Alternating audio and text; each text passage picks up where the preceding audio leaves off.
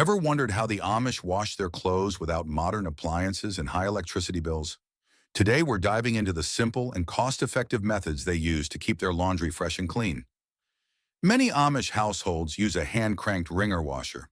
These machines are powered by good old-fashioned elbow grease, or in some cases, a small gas engine.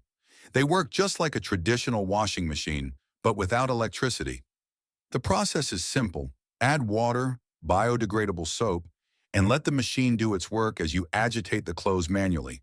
It's energy efficient and incredibly durable. For a more traditional approach, some Amish families still rely on the washboard method.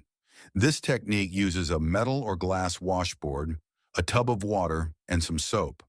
Scrubbing the clothes against the ridges of the board removes dirt effectively. Though it takes more effort, it's a tried and true method that has been used for generations. Plus, it uses minimal water and no electricity at all. After washing, clothes are rinsed in fresh water to remove soap residue. Many Amish use a wringer to squeeze out excess water, making drying faster and more efficient. This wringer not only removes water, but also reduces drying time since there's less moisture left in the fabric.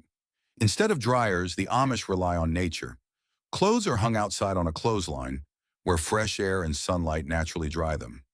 Sunlight also acts as a natural disinfectant, keeping clothes fresh and crisp, without any extra cost. By using these simple time